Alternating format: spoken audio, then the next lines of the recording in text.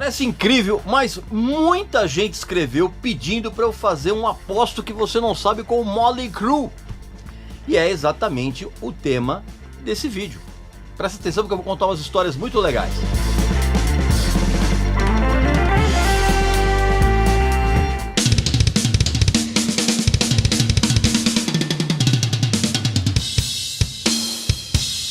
Fala batera, sou Ivan Buzik, baterista do Dr. Sim.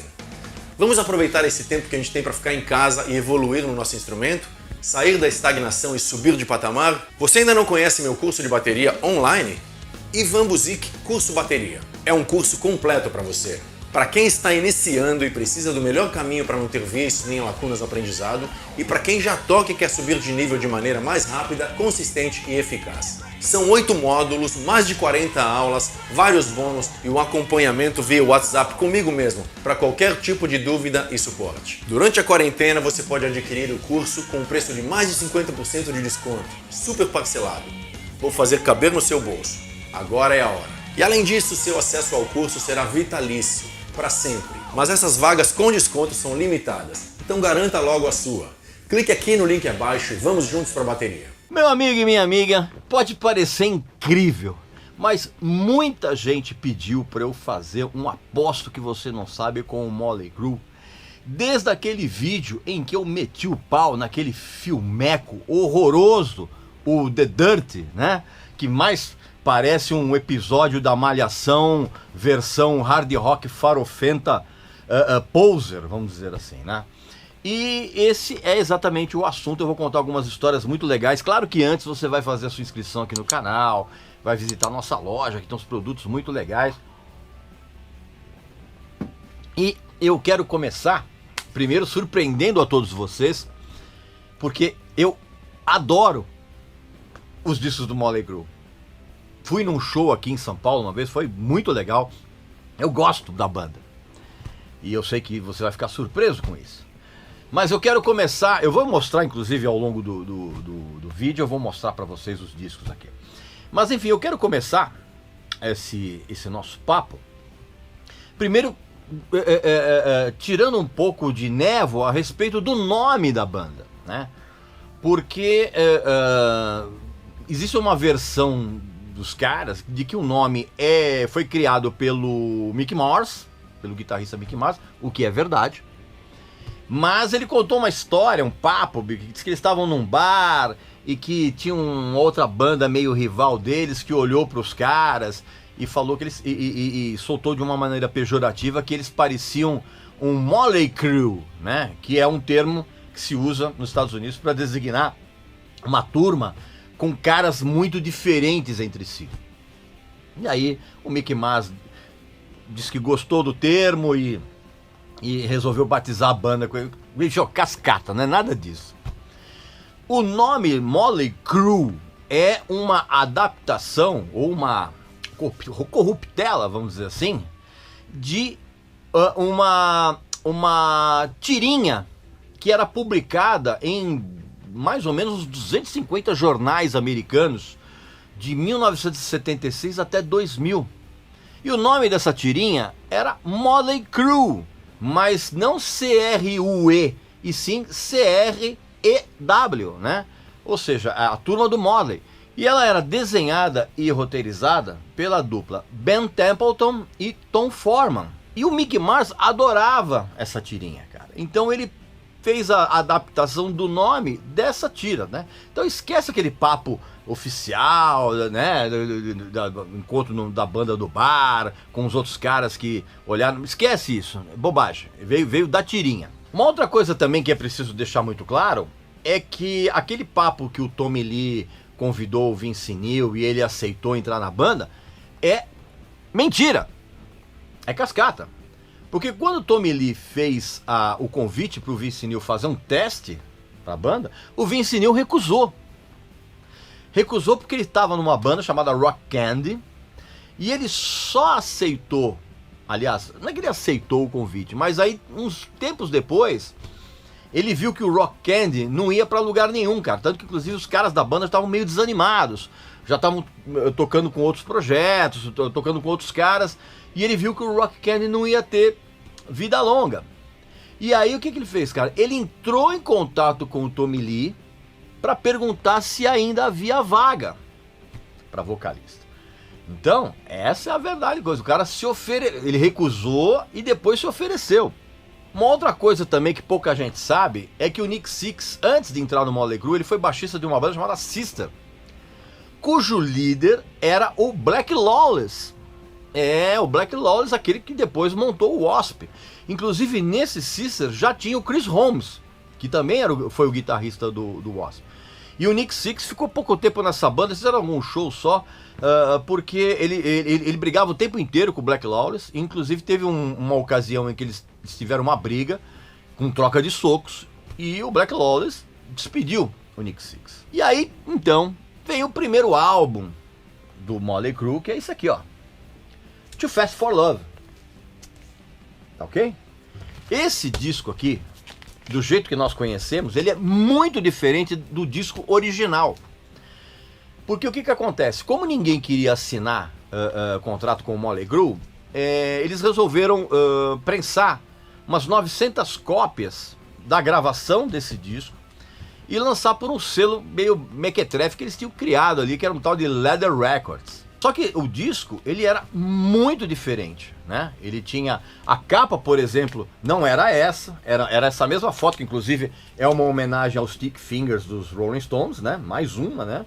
Mas a capa era diferente, tinha um outro tipo de letra, outro tipo de cor. E a ordem das músicas era bem diferente do que a gente conhece aqui. E ainda tinha uma música chamada Stick to Your Guns, que essa música não está nesse disco, porque o que acontece? Nesse ínterim, eles conseguiram um contrato com a gravadora Elektra. E a Elektra contratou o Roy Thomas Baker, que era o produtor do Queen, né, do Night at the Opera, para regravar partes desse disco e remixar o disco. Então o que o Roy Thomas Baker fez? Ele fez isso e ele mudou a ordem das músicas e tirou essa Stick to Your Guns, que depois ela acabou sendo lançada como bônus, se eu não me engano, em 2003, num daqueles relançamentos do Motley Crue. Então assim, a versão original ela é bem diferente, ela tem uma mixagem muito mais tosca e rude, vamos dizer assim. Essa versão original, ela só foi lançada no Canadá, na época. Porque no período em que o Roy Thomas Baker estava trabalhando nesse disco, arrumaram uma turnê no Canadá. Então, como não tinha disco para vender lá, a gravadora mandou essa prensagem original para ser vendida no Canadá. Então, assim, de repente lá nos sebos, lá você encontra essa versão original, mas é muito rara e é bem cara. 2 meses depois, a Elektra lançou esse disco, né? Só que assim, foi um fracasso retumbante de vendas. Primeiro porque a gravadora não deu o menor suporte, não era a prioridade dos caras. Pra você ter uma ideia, a prioridade da gravadora na época era uma banda chamada Cold Chisel. Olha que absurdo, né? Só que depois que o Motley Crue lançou o Shout at the Devil, aí começou uma espécie de propaganda boca a boca, e esse disco voltou a ser vendido com uma regularidade maior, tá? E já que eu falei no Shout at the Devil, né? É exatamente o disco que saiu em 2003, tá? E o disco, cara, ele iria se chamar Shout with the Devil, tá? Ele só não foi denominado dessa forma porque na época, cara, o Nick Six tava mexendo com magia negra, né? Comprando aqueles livros Necromancer, aquela coisa toda. E ele morava na casa da Lita Ford, que tinha sido a guitarrista das Runaways. E começaram a acontecer uns fenômenos paranormais muito ruins na casa, né? Sabe, tipo, talher voando, porta e gaveta abrindo sozinha. E aí o Nick Six ficou apavorado e ele aceitou a sugestão do empresário deles na época, que chegou pro cara e falou assim: meu, para de mexer com isso aí, que isso aí é coisa do mal, cara, não vai chamar o disco desse jeito. Então por isso que o título ficou Shout at the Devil e não Shout with the Devil, tá? Só para vocês saberem disso. Só que esse disco correu um risco muito sério de não existir, porque como houve um fracasso de vendas muito grande do Too Fast for Love, E eles tinham assinado um contrato por um disco só, que era uma coisa muito comum na época. Você assinava um contrato por um disco, se o disco fosse bem, você renovava esse contrato em outra forma. E aí a Elektra, cara, ela não estava afim de renovar esse contrato, e ela pensou seriamente em dispensar os caras. E o argumento, além dessa venda muito fraca, foi que a Elektra, eles queriam manter uma certa imagem perante o mercado, de ser uma gravadora, de ter uma reputação artística, né? A Elektra tinha sido a gravadora do The Doors, a Linda Ronstadt e o Jackson Browning gravavam lá, então, né, eles tinham uma aura de respeitabilidade no mercado, que não tinha evidentemente nada a ver com o Motley Crue. Foi então que o empresário do Kiss, o Doc McGhee, entrou na jogada. Porque ele foi ver o show dos caras, ele viu que havia um potencial ali. E ele conseguiu convencer a Elektra a soltar mais um disco, enquanto ele botava o Motley Crue para abrir os shows do Kiss, que, para quem não sabe, e muita gente não sabe disso, é a banda que o Mick Mars mais detesta. Detestava e detesta, mas não tinha outro jeito, né? Você quer tirar o Mick Mars do sério? Faz qualquer comparação do Motley Crue com o Kiss. E também fala a respeito da peruca dele, cara, que ele fica louco. Ah, você não sabia? Pois é, Mick Mars sempre usou peruca. É, meu amigo, minha amiga. Aquele cabelão armado dele, tipo a Elvira, né? Ou Elvira, a gente chama de, né? Peruca. Você nunca reparou que o Mick Mars sempre tá de cartola ou tá de boné? E naquela época ele usava sempre uma bandana aqui? Pois é, cara, a bandana servia pra se... Aí então o Motley Crue foi fazer os shows de abertura com o Kiss, cara. E esses shows de abertura foram 5 só. Porque o Gene Simmons ficou tão puto da vida com o comportamento dos caras. Os caras eram uns arruaceiros, uns depravados. E o Gene Simmons falou assim, não quero mais esses caras aqui, fora. Eles foram dispensados pelo próprio Gene Simmons. 5 shows só. Aí teve uma reviravolta. O Doc McGhee conseguiu colocar os caras, pela influência que ele tinha, naquele US Festival, da edição de 1983. Que era um festival que acontecia ao ar livre, gigantesco nos Estados Unidos. Assim, a plateia era coisa de 300 mil pessoas. E ele conseguiu botar o Motley Crue para abrir a escalação. Eram 3 dias de festival. E num dos dias era Triumph, Judas Priest, Van Halen, Scorpions e Ozzy. E o Doc McGhee, por influência dele, conseguiu encaixar o Motley Crue para abrir todo mundo. E aí, todo mundo pirou o som dos caras, né? Porque os caras estavam tocando bem em cima do palco. E era uma imagem muito diferente, né? E aí o público adorou, inclusive adorou as músicas que nem tinham sido lançadas ainda, esse disco não tinha saído ainda. E aí quando esse disco saiu, aí o Doc McGhee, em contato com os empresários do Ozzy, que se eu não me engano em 83 já era a Sharon Osbourne, o Motley Crue foi contratado para ser banda de abertura da turnê do Ozzy. E aí, cara, aí realmente a sorte deles mudou bastante. Mas, desde essa época, ficou muito claro que o Mick Mars não tinha nada a ver com os outros caras em termos pessoais, né? Aquela postura de palco dele, aquela maquiagem meio bem na linha da Elvira mesmo, era teatro. Porque o Mick Mars não era nada daquilo. O Mick Mars era um cara que inclusive gostava de rock antigo, Led Zeppelin, Deep Purple, Beatles, Beach Boys, sabe? Não tinha nada, ele não tinha nada a ver com aquilo. Nessa turnê, cara, começou a rolar muitas brigas entre o Mick Mars e o Nick Sixx por conta disso.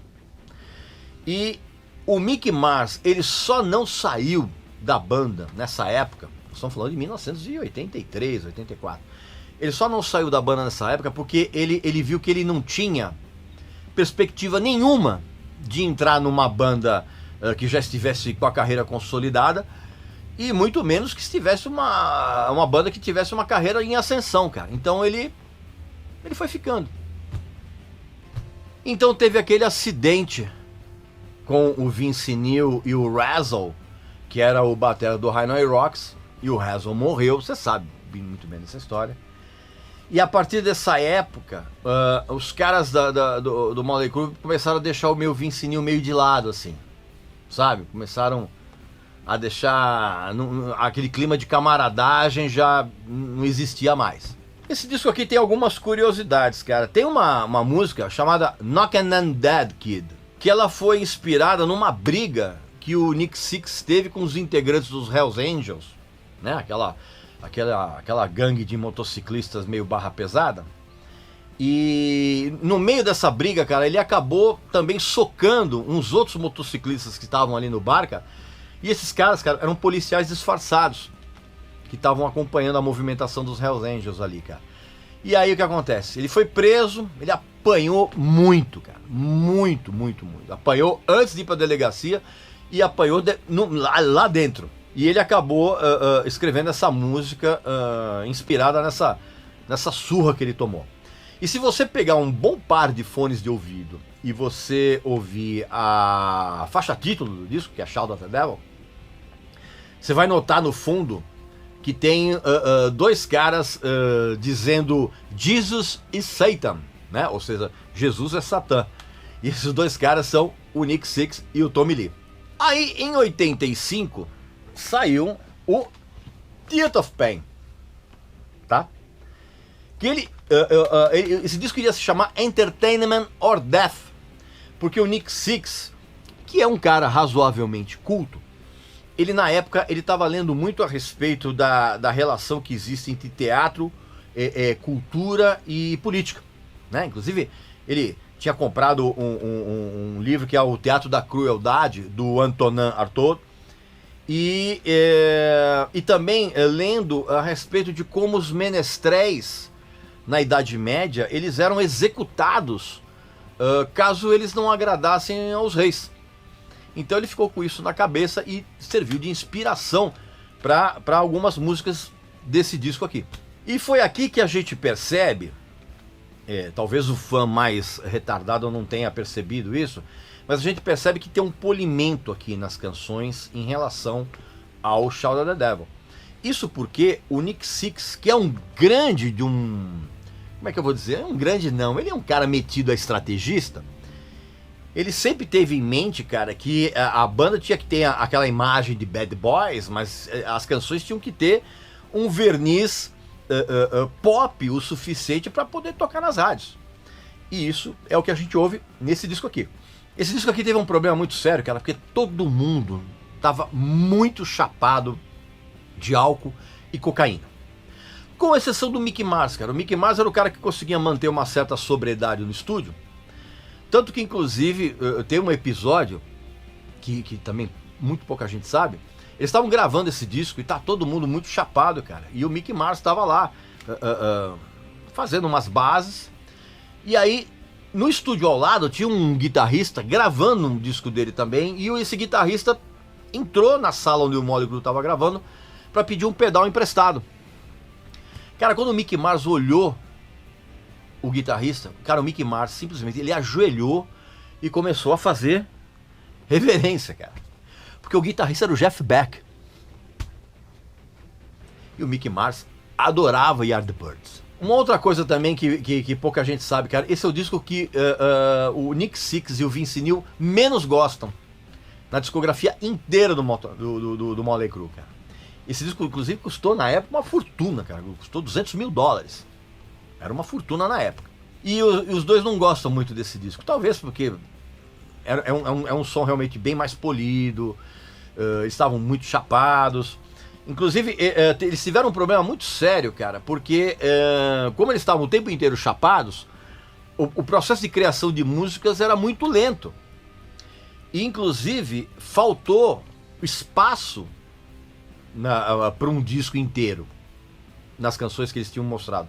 Por isso que eles resolveram reaproveitar duas músicas. Uma delas era Smoking in the Boys Room, que era uma canção de um grupo chamado Brownsville Station, muito legal inclusive, que a banda vinha sempre tocando nos ensaios, assim, mas eles nunca tinham aproveitado isso, nem nos shows. E como estava faltando espaço no disco para colocar mais músicas, eles resolveram reaproveitar esse tema que eles ensaiavam e também pegaram uma música que tinha sido deixada de fora do Shout at the Devil, que era uma música chamada Hotter Than Hell, que o Mickey Mars ficou, porque o Mickey Mars sempre detestou o Kiss, cara, ele falou, cara, não vamos botar uma música chamada Hotter Than Hell, cara, que é o nome do disco do Kiss, eu detesto essa banda, não sei o que, não quero nem lembrar disso. E a solução foi mudar uma parte da letra e chamar a música de Louder Than Hell, que acabou entrando no disco porque não precisava, estava faltando espaço.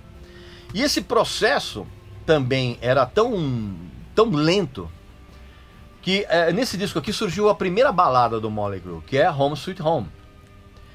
E essa música ela surgiu, cara, quando o Tommy Lee, num intervalo de gravação, cara, ele foi para uma outra sala do estúdio que não tinha um piano. Ele começou a tocar uns acordes ali, que eram os acordes de Home Sweet Home. E o Nick Six viu aquilo, entrou, começou a murmurar alguma coisa e resolveram gravar a música. Só que não tinha letra. E a letra da Home Sweet Home é uma letra bem normalzinha, né? Bem medíocre. Cara, a letra demorou 2 semanas para ser composta completamente, cara. De tão chapados que os caras estavam. Os caras demoraram 2 semanas para escrever aquilo. E um exemplo de como os caras estavam tão chapados naquela época, cara, que na ocasião que eles foram gravar um clipe de Home Sweet Home, em que eles mesclaram cenas reais de shows com outras cenas deles simulando os shows, né, sem plateia.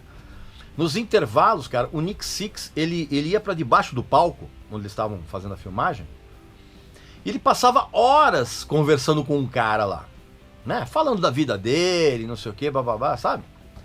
E aí teve um dia, cara, que um dos roadies descobriu que o Nick Six estava lá embaixo do palco e era a vez dele gravar as cenas. E o roadie chegou e falou, ô Nick, é a tua vez de gravar. E o Nick, ele tava tão entretido na conversa que ele falou, cara, já vou, daqui a pouquinho eu vou, deixa eu terminar o papo aqui com o meu amigo, eu já vou. E aí o roadie virou pro Nick e falou, meu, não tem ninguém aqui com você, cara. O cara tava tão louco que ele passava horas e horas conversando com alguém que não existia. Aí depois veio o Girls, Girls, Girls, em 1987, né? Que é um disco que os fãs gostam muito, principalmente por conta do sucesso de 2 faixas aqui, que é Wild Side e Girls, Girls, Girls. Só que a confecção desse disco aqui, cara, foi um parto muito difícil e muito dolorido para os caras da banda.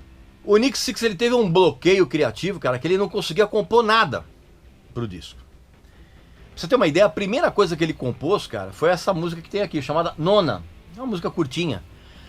Porque no dia anterior, cara, a avó dele tinha morrido. E ele adorava a avó. E ele se culpava pelo fato de que ele nunca mais ele tinha procurado saber dela. E ele compôs essa música e aí, de uma certa forma, acabou rompendo um pouco esse bloqueio que ele tinha. Tanto que, inclusive, ele comprou um livro de um escritor chamado Bernard Falk. Ele comprou um livro chamado 5 Years Dead, um livro de 1937, que não só inspirou a canção que tem aqui, como também ele usou muito do que estava escrito ali, cara, para escrever versos das outras canções. E é engraçado porque eles mesmos admitem isso, que se não fosse pelo enorme sucesso dos clipes de Wild Side e Girls, Girls, Girls na MTV, muito provavelmente a banda teria acabado no final da turnê desse disco, cara. E tem uma outra história muito curiosa. Nesse período aqui, o Nick Six, ele foi convidado para produzir o disco de estreia de uma banda da gravadora Geffen. E assim, o convite foi oficial. E ele, como ele tava, a coisa da morte da avó dele deixou o cara muito pirado, ele falou, cara, eu preciso parar de beber e preciso parar de cheirar. E ele entrou numas de que ele e a banda iam realmente se desintoxicar, ia todo mundo ficar limpo. E aí ele recebeu esse convite para produzir o primeiro dessa banda, E ele falou assim, não, cara, eu não vou conseguir, assim, o meu foco agora é o Mötley Crüe e esse processo de desintoxicação. Eu preciso me limpar. Então eu não vou conseguir produzir o disco dessa banda. E ele recusou. Sabe qual era o disco, meu amigo? Minha amiga.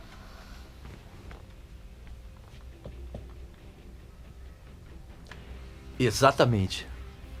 Houve uma possibilidade muito real do Nick Six produzir o Appetite for Destruction do Guns N' Roses. Será que teria sido tão legal quanto foi? A gente nunca vai saber. Foi durante a turnê desse disco aqui que uma das backing vocals do Mötley Crüe, que inclusive aparece no clipe de Wild Side, se eu não me engano, chamada Amy Canning, ela se apaixonou pelo inchado Mick Mars. Cara, o cara tava meio uma papada, assim, o cara parecia um Ingrid Malmsteen. Isso, na verdade, rompeu uma regra interna que havia entre a banda, que era algo similar a um ditado que a gente tem aqui no Brasil, que é muito, muito comum, que é: onde você ganha o pão, você não come carne. Era proibido alguém da banda se envolver com qualquer pessoa da equipe. Por incrível que pareça, da equipe. O resto não. E aí aconteceu dos dois começarem a namorar. Cara, quando eles romperam essa regra, aí houve um novo boicote, né? O pessoal tava boicotando o Vince Neil por conta daquele problema, daquela tragédia que matou o Razor. Aí o restante da banda começou a boicotar o Mick Mars e a Amy. A ponto, cara, dos caras despejarem bebida e comida dentro da bagagem dos dois. Incrível, né?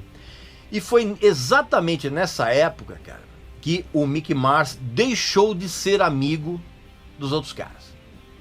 A partir daí, eles tiveram uma relação profissional, né? Mas assim, amizade já era. E o Mick Mars casou com a Amy. Pra você ter uma ideia de como o clima era ruim, cara, o Mick Mars chegou seriamente a pensar em abandonar a banda. Mas aí, ele falou, vou fazer o que da vida? E acabou se conformando em continuar, mesmo dentro dessa atmosfera muito ruim, esse clima muito ruim de boicote. E já que eu tô contando essas histórias de bastidores, nada melhor do que indicar este livro espetacular, que é o The Dirt, do Mötley Crüe, ó, lacradinho e tal, e anunciar também que nós temos uma parceria agora com a editora Belas Letras, e você pode adquirir esse livro aqui com um desconto sensacional. Basta que você clique no link abaixo aqui na descrição do vídeo e ao efetuar a compra desse livro, você pode usar um cupom de desconto exclusivo do nosso canal. Basta escrever nele Regis Tadeu Indica. Tudo junto, em minúsculas, e você vai ter 20% de desconto automaticamente, tá? Exclusividade do nosso canal. E esse cupom vale não apenas para esse livro, mas para qualquer outro livro da editora. Ah, e você também pode obter o mesmo benefício com o QR Code que você vê aqui na tela. E ao contrário do filme, que é realmente uma porcaria, o livro é espetacular. Espetacular, assim, as histórias de degradação, de sexo, de sacanagem. Cara, tá tudo aqui, assim, contado assim com uma sinceridade impressionante, cara. Esse livro é um dos livros mais legais que eu já li. Então você aproveita que você clicando aqui, você consegue comprar esse livro da editora Belas Letras com 20% de desconto. Não deixe de fazer isso, cara, porque esse livro aqui é simplesmente sensacional. Ao contrário do filme, que é uma grande merda. E aí, todo mundo limpo, todo mundo parando de beber, parando de cheirar. Começaram as gravações de um dos meus 2 discos favoritos na discografia do Mötley Crüe, que obviamente é o Dr. Feelgood, em 1989, né? E muito da qualidade desse disco se deve ao fato de que todo mundo tava meio limpo, temporariamente, mas ok, o pessoal tava meio limpo. E a grande maioria desse disco, cara, ela foi composta pelo Nick Six e pelo Tommy Lee, tá? Quase 80% do disco foram os dois que fizeram. E eles chamaram o Bob Rock para produzir, porque eles adoraram o trabalho de produção que ele tinha feito nos discos do The Cult e de uma banda chamada Kingdom Come. Só que o perfeccionismo do Bob Rock levou todo mundo assim à loucura. Você sabe muito bem como é. De repente você viu aquele documentário do Metallica, que o Metallica gravou o Black Album com o Bob Rock por causa da produção dele nesse disco. E você viu que o cara é ele é meticuloso ao extremo, assim. Então, pra você ter uma ideia, cara, de como a coisa foi complicada, esse disco aqui demorou 1 ano e meio para ficar pronto, tá? E ele custou $600 mil na época, que era uma fortuna nababesca. E no estúdio do lado, também todo mundo limpo, desintoxicado, estava o Aerosmith gravando o Pump, tá? Foi por isso que eles aproveitaram para chamar o Steven Tyler para fazer backing vocals numa música chamada Stick Sweet, que tá nesse disco aqui, que tem o backing vocal do todo mundo limpo, todo mundo amigo, aquela coisa toda, né? Tem algumas curiosidades a respeito desse disco. Uma grande canção do disco, que é Kickstart My Heart, essa música ela foi inspirada naquela overdose que o Nick Sixx teve, né? Em que ele morreu por alguns minutos, né? Você já sabe muito bem dessa história, né? Tem uma outra canção aqui, chamada Slice of Your Pie, que da metade pro final, ela vira uma adaptação de uma belíssima canção dos Beatles, chamada I Want You, She's So Heavy. Isso foi ideia do Mick Mars. Porque eles não sabiam muito bem como terminar a música, cara, e ele, que sempre foi um grande fã de Beatles, falou, pô, cara, eu adoro essa música, a gente vai fazer uma adaptação.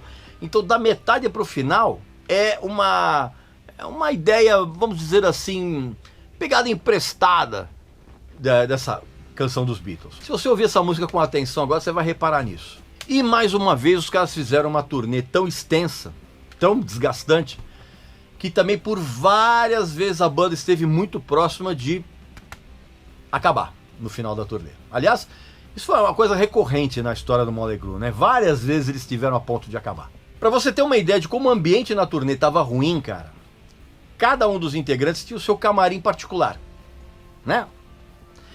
E no banheiro dos camarins do Tommy Lee, do Nick Sixx, do Mick Mars, eles botaram uma foto do Vince Neil na privada. Então toda vez que eles iam mijar, eles mijavam na cara do Vince Neil. Era a sensação de mijar na cara do Vince Neil, cara.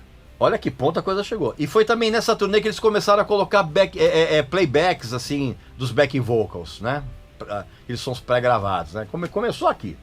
Aí quando acabou a turnê, chegou a hora de renegociar um contrato com a Elektra, né? Esse disco tinha vendido muito, cara. Só que o que acontece? Enquanto eles estavam negociando esse contrato, cara, o Vince Neil voltou a beber. Muito, muito. E ele foi obrigado a se internar mais uma vez numa clínica de desintoxicação. Só que quando eles entraram em estúdio para fazer a pré-produção do que seria o próximo disco, o Vince Neil começou a dar cano. O cara não aparecia. Quando ia, ficava meia hora, 40 minutos, ficava olhando pro relógio e ia embora. Isso começou a gerar uma série de bate-bocas, até que teve um dia, cara, que teve uma discussão horrorosa, eles quase saíram na mão, e o Nick Sixx despediu o Vince Neil. Incrível. Isso no meio de uma negociação de um contrato que era algo em torno de $25 milhões. Olha que doideira, cara. E o Vince Neil foi mandado embora da banda. Aí não havia outro jeito. Tinha que se encontrar um vocalista substituto. E o John Corabi, ele começou a entrar na banda quando o Nick Sixx adorou o primeiro disco da banda do Corabi, chamado Scream. E eles tinham lançado esse primeiro disco aqui, que era Let It Scream. E o Nick Sixx gostou tanto desse disco que ele começou a elogiar esse trabalho na imprensa. E o John Corabi leu e ficou super feliz. Ficou, pô, que legal, bacana. Então o John Corabi ligou pro escritório do Motley Crue, né? Tentando falar com o Nick Sixx para agradecer as palavras elogiosas. E ele ligou lá e falou, olha, eu tô ligando porque eu sou o Joe Corabi do Scream e o Nick Six falou muito bem do meu disco, eu tô ligando para agradecer, se eu puder falar com ele, se pede para ele me ligar. Aí deixou o número lá e falou, olha, eu queria convidá-lo para fazer parceria em algumas músicas, então, por favor, pede para ligar. Aí a secretária falou, não, ok, pode deixar que eu passo o recado. E aí o João Corabi ligou e falou, cara, acho que nem vai ligar, né? Cara, meia hora depois, o Nick Six ligou. E aí o João Corabi agradeceu, falou, pô, obrigado e tal. E aí o Nick Six chegou pra ele e falou assim, cara, o Vince Neil não tá mais na banda. Mas pelo amor de Deus, não conta isso pra ninguém. Tá bom? Você não quer vir aqui fazer um som com a gente? Aí o João Corabi se ligou. Falei, opa, ok, beleza, vamos lá. Aí no dia marcado, o João Corabi apareceu lá no estúdio, onde o Motley Crue estava ensaiando, e o João Corabi apareceu com uma guitarra lá.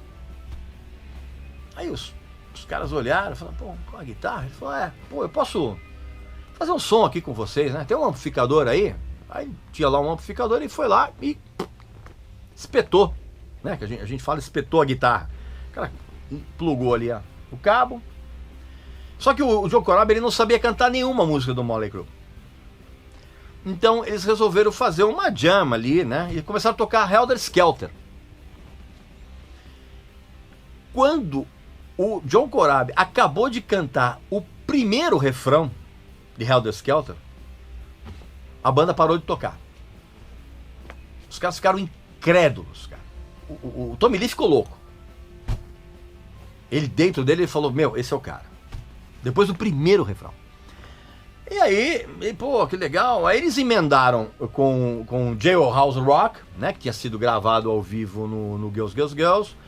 E tocaram Smoke in the Boys Room, do Bronxville Station. E todo mundo sacou que era o cara. O Tommy Lee, ele tava empolgadíssimo. Tanto que, inclusive, o Nick Six até fez um sinal pra ele, dizendo, meu, calma, segura a onda aí. O Tommy Lee ficou louco, porque ficou realmente uma sonoridade muito legal. E aí acabou a jam session ali e o Nick Six falou, olha, a gente vai testar uns outros caras aí.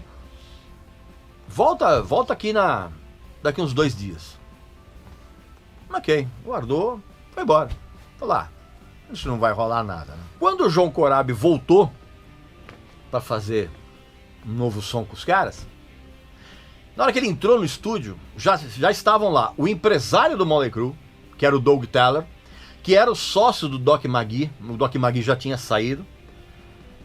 Dava o Doug Taylor e tava um advogado da banda, que começou a conversar com o Joe Corabi, assim, detalhadamente, assim, um papo assim que o João Corabi não entendeu absolutamente nada.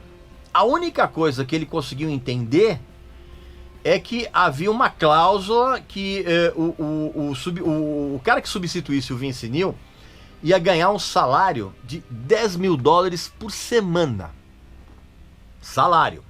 Aí, tá, ok. Isso aqui é blá. E aí, eles começaram a tocar de novo. E aí, nessa sessão de estúdio, eles compuseram, particularmente o Corabi e o Mick Mars, eles compuseram uma base que depois virou uma música chamada Hammered. E eles também compuseram um pedaço daquela introdução acústica que depois foi encaixada, foi colocada no início de Misunderstood. E o Joe Corabi também cantou umas letras novas que o Nick Six tinha feito, assim, não sei o que, tava tudo meio no ar, assim. Aí, num intervalo, o Joe Corabi foi no banheiro. Quando ele voltou do banheiro, cara, os 3 caras estavam sentados na plataforma da bateria. E aí que o Nick Six virou pro João Corabi e falou assim, meu, parabéns, você é o novo vocalista do Motley Crue. Aí o João Corabi ficou louco, né, cara? Ele falou, meu, ele falou, só que você não pode contar pra ninguém. E aí o João Corabi falou assim, cara, mas eu posso contar pelo menos pra minha mulher? E aí o Nick Six falou, ok, tua mulher, ok, mas não pode contar pra ninguém. E assim, o João Corabi virou o vocalista, o novo vocalista do Motley Crue. E aí eles começaram a compor para gravar o disco que é o meu outro favorito. Não é o segundo, é o meu outro favorito na discografia do Motley Crue, que é esse aqui, ó. Mötley Crüe. Esse disco, ele se chamaria Till Death Do Us Part, né? Ou seja, até que a morte nos separe. E o John Corabi, ele ficou tão entusiasmado com a entrada dele que ele tatuou essa frase no braço, né? Como que marcando o primeiro disco que ele iria gravar com a banda. Só que depois que ele fez a tatuagem, os caras mudaram o nome da banda, né? Mudou pra Mötley Crüe e ele ficou lá com aquela tatuagem lá. Mas enfim, é entusiasmo, né? E esse disco aqui realmente é sensacional. Só que até chegar ao ponto de lançar o disco, o Bob Rock, que também era o produtor desse disco, ele quase desistiu de produzir esse disco, porque o que acontece, cara? O Tommy Lee e o Nick Sixx voltaram a se drogar e a beber muito. Tanto que teve uma ocasião que eles fizeram uma reunião na casa do Tommy Lee, a banda e o Bob Rock.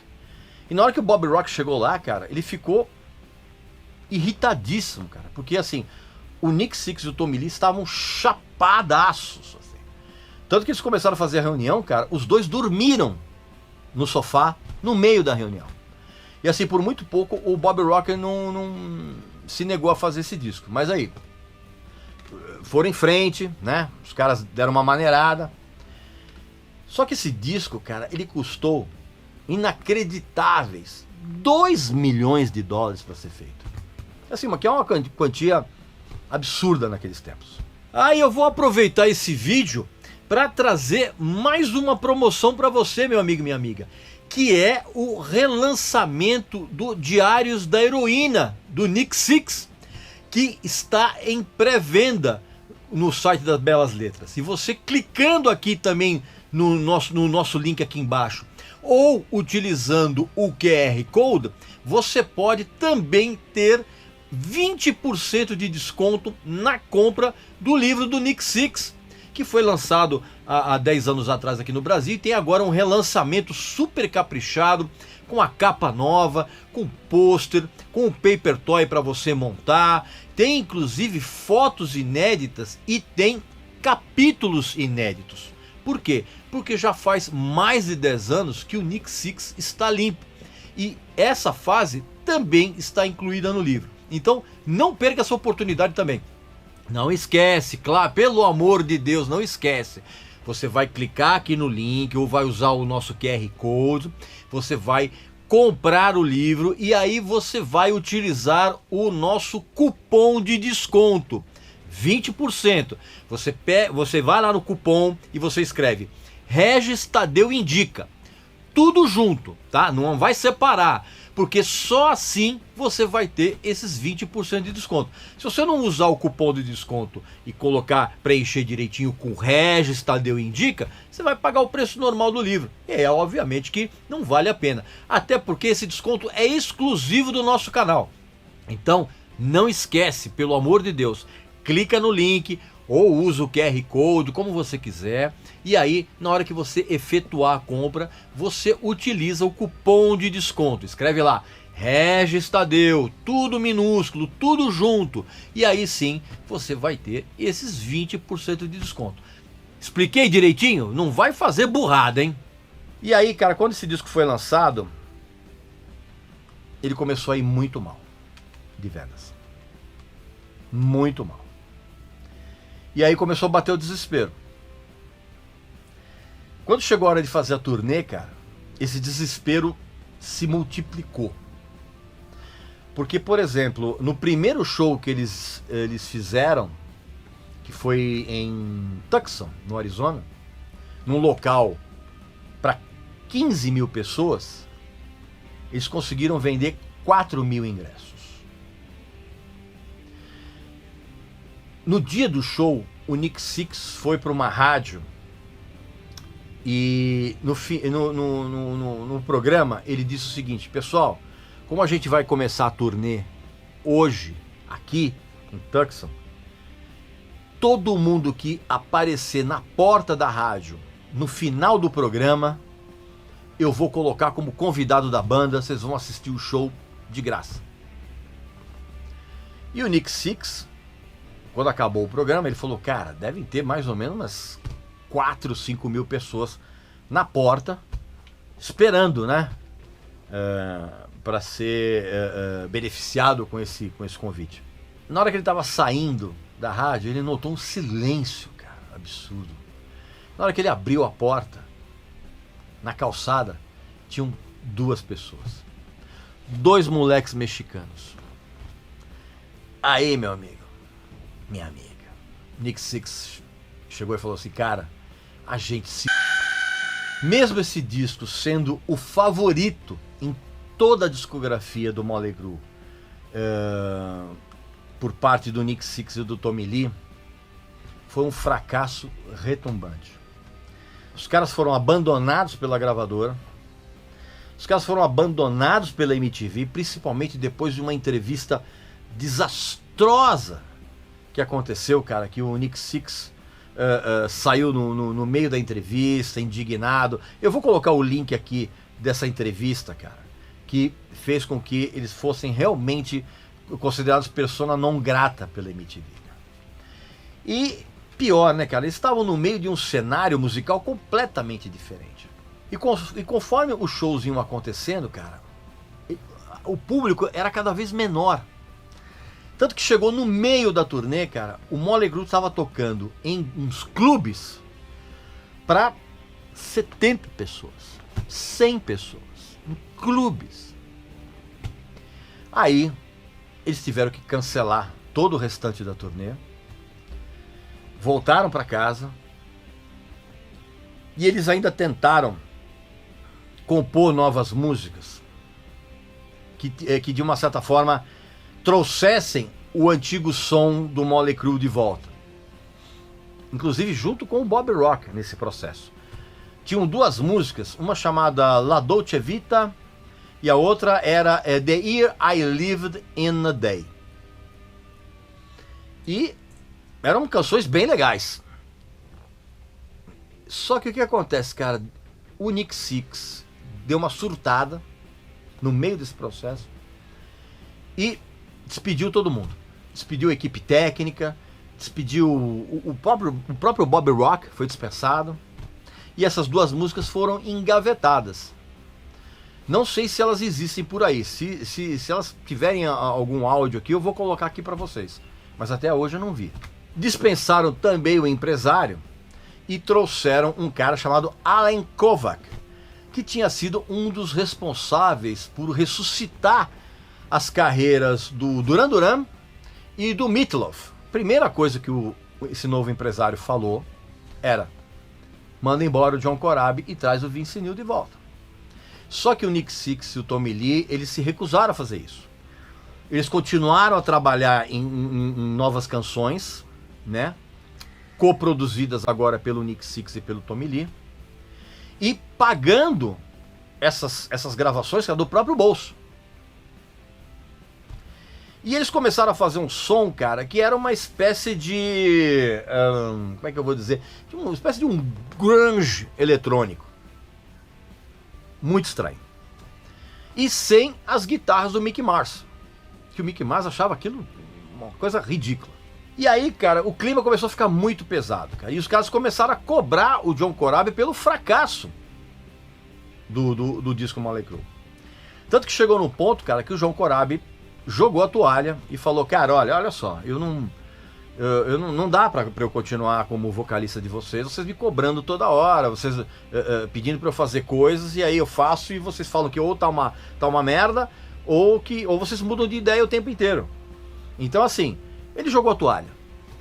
Mas ele jogou a toalha pensando que a banda ia deixar ele continuar como guitarrista base e backing vocal. Só que não rolou isso não, cara. Ele foi sumariamente demitido com lágrimas nos olhos por parte do Nick Sixx. O Nick Sixx é que deu uma notícia pro cara que eles estavam sendo obrigados a fazer isso. E aí, cara, teve uma nova reunião de reconciliação com o Vince Neil. Inclusive o Vince Neil que estava processando os outros caras da banda.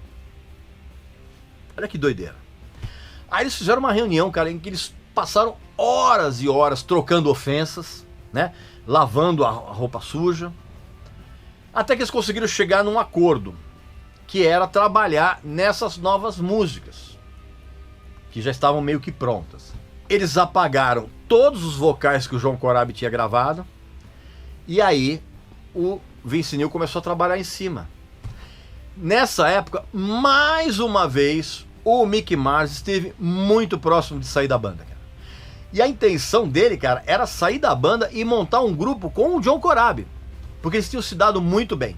Ele só não fez isso, cara, porque ele tinha se divorciado da Amy e ele perdeu toda a grana que ele tinha no divórcio. Então ele estava completamente falido.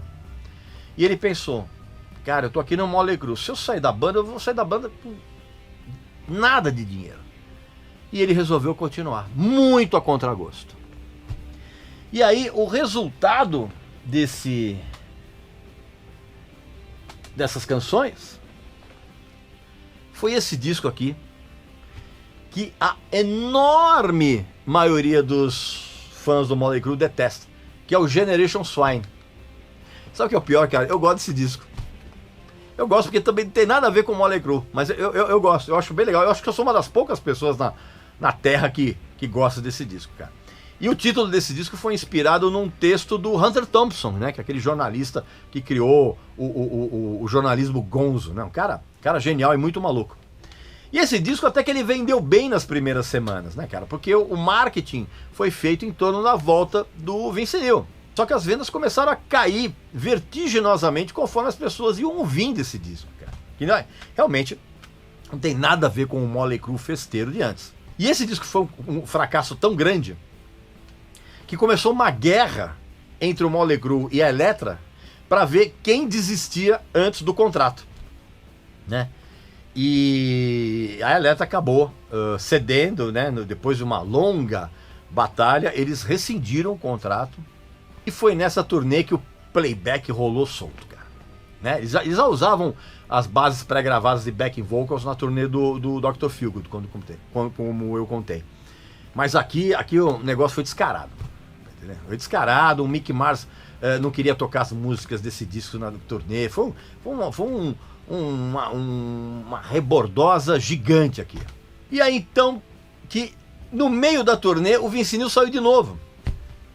Porque eles tinham voltado a ter umas regras de abstinência, né? E o Vince Neil não concordava com isso, cara. E ele ficou absolutamente puto da vida com isso.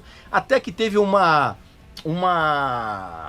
briga de socos no saguão de um hotel em São Francisco entre o Vince Neil e o Nick Sixx, cara. Aí ele saiu de novo. Aí só que os caras estavam no meio da turnê. E eles iam perder uma grana absurda por não cumprir essas datas. Aí foi feita mais uma vez uma reunião de reconciliação, mais uma lavagem de roupa suja, troca de ofensas, aquela coisa toda. E aí eles emendaram meio que uma turnê na outra, porque em 1998 eles fizeram uma turnê chamada Greatest Hits, né? Tentando recuperar o público, só tocando música velha, só fazendo aquela presepada rock and roll. E aí, cara, o que acontece? O Tommy Lee foi preso. Foi preso. No livro The Dirt, que a gente tá colocando o link aqui para você comprar com 20% de desconto, tem os detalhes de toda essa fofocaiada toda, as prisões, não sei o quê. Então no livro conta bem por que o Tommy Lee foi preso. E o que acontece, cara? Ele no meio dessa confusão toda, ele falou, cara, eu vou sair da banda, não dá para continuar. E o Tommy Lee saiu da banda, né? E saiu da banda principalmente por conta disso. Ele já estava fora da cadeia quando ele se envolveu numa briga, numa troca de socos com o Vince Neil num aeroporto em Las Vegas, cara. Aí ele falou, não, pra mim chega. E aí ele saiu da banda, e aí entrou o Randy Castillo, que era o batera do Ozzy, né? E com o Randy eles gravaram esse disco aqui, que eu acho muito legal, chamado New Tattoo. E aí, pra fazer a turnê desse disco foi um problema, cara, porque o Randy Castillo ficou doente, né? Ele teve aquele câncer que acabou matando o Randy Castillo. E eles tiveram a ideia, que eu acho incrível, assim, de chamar uma garota para tocar bateria. Então a turnê do New Tattoo, na verdade, foi feita pela Samantha Maloney, que era a batera do Hole, que era o grupo da Courtney Love. E eles gravaram um DVD, cara, que pra mim é um dos DVDs mais divertidos de todos os tempos. Pra mim é o DVD favorito do Motley Crue, que é esse aqui, ó. O Lewd, Crude and Tattoo. Cara, esse DVD é sensacional, cara. E a Samantha Maloney tocando, e tocando muito bem, tá? Um show divertidíssimo. Aí teve uns boatos de que ela foi mandada embora da banda porque ela acabou se envolvendo com o Nick Six, e o Nick Six era casado. E assim, os dois, ela nega isso, né? Mas esse boato foi muito forte, cara. Mas enfim, isso aí é mais fofoca do que outra coisa, né? E aí, depois, você sabe muito bem que o Tommy Lee voltou pra banda, né? Aliás, ele voltou pra banda porque a carreira solo dele foi um fracasso retumbante. Senão ele não voltaria. Ele pediu pra voltar e eles acabaram gravando o último disco de estúdio que eles fizeram, que é o Saints of Los Angeles, né? Que é um disco razoável. Enfim, meu amigo e minha amiga, esses então foram algumas historinhas aqui, alguns detalhes que eu imagino que você não saiba a respeito do Motley Crue. Não esquece de fazer a sua inscrição aqui no canal, visitar a nossa loja que tem uns produtos bacanas. E eu volto muito em breve aqui com mais um vídeo para vocês, tá bom? Um abração e saúde para você, para sua família e para os seus amigos.